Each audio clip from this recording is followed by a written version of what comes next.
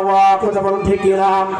এই কোরআন যদি আমি আপনি রোজা রেখেছি, হজ করেছি, যাকাত দিয়েছি, সমস্ত ইবাদত আমল করি, যদি আমি আপনি এই কোরআনের একটি আয়াতকে আমি আপনি অমান্য করি, তাহলে আল্লাহ তাআলার জান্নাত পাওয়া সম্ভব নয়, কথা বলুন ঠিক কিনা?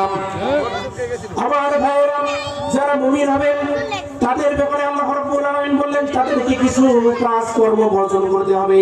এই কাজগুলো বর্জন করার দরকার আছে না নাই? রব্বুল আলামিন জানাই দেন, ওয়া মিনান নাসি মান ইয়াশতারি লাহুয়াল হাদিসি লিয়ুদিল্লা আন সাবিলিল্লাহি বিগাইরি ইলমিন ওয়া ইয়াত্তাখিযাহা হুজুওয়ান উলাইকা লাহুম আযাবুন মুহিন। জোরে বলি আল্লাহু আকবার। আমাদের কণ্ঠের মধ্যে কোনো আওয়াজ নেই, এই জন্য তো আজকে মুসলমানরা কাফের মুশরিকদের হাতে নির্যাতিত নিপীড়িত হয়েছে, আমাদের কণ্ঠের স্বর বসে যাওয়ার কারণে, কথা বলুন ঠিক কিনা?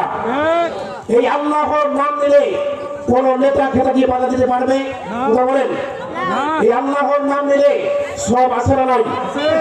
রব্বুল আমিন বলেন, ওয়া মিনান নাসি মান ইয়াশতারি লাহুল হাদিসি লিয়ুদিল্লা আন সাবিলিল্লাহ। রব্বুল আমিন বললেন, মানুষের মধ্যে এমন ব্যক্তি রয়েছে লিয়ুদিল্লা আন সাবিলিল্লাহি বিগাইরি ইলমি ওয়া লাহুল হাদিসি লিয়ুদিল্লা আন সাবিলি। রব্বুল আমিন জানাই দেন, মানুষের মধ্যে কিছু লোক রয়েছে যারা অন্য মানুষদেরকে অন্য দেশ থেকে গায়েব গায়িকা করে নিয়ে আসে। লাহুয়াল হাদিসের ব্যাখ্যা, তাফসীরের ব্যাখ্যা, এই লাহুয়াল হাদিস এর ব্যাখ্যা হচ্ছে কোন বস্তু, কোন ব্যক্তি যদি অন্য কোন দেশ থেকে অন্য কোন কিচ্ছা কাহিনী কিনে নিয়ে এসে মানুষদেরকে শোনায়, যেই কিচ্ছা কাহিনীগুলো কোরআনের মধ্যে নাই, কোন কিতাবের মধ্যে নাই, এই গল্প কিচ্ছা কাহিনীগুলো শুনে যদি ওই ব্যক্তি, কোন মুসলমান যদি ওই ব্যক্তিকে স্মরণ করে, তাহলে তার ঈমান কি থাকবে? কথা বলেন, তার ঈমান কি থাকবে? রব্বুল আমিন জানান, ওয়া মিনান নাসি মান ইয়াশতারি লাহুয়াল হাদিসি লিয়ুদিল্লা আন সাবিলিল্লাহি বিগাইরি ইলমি।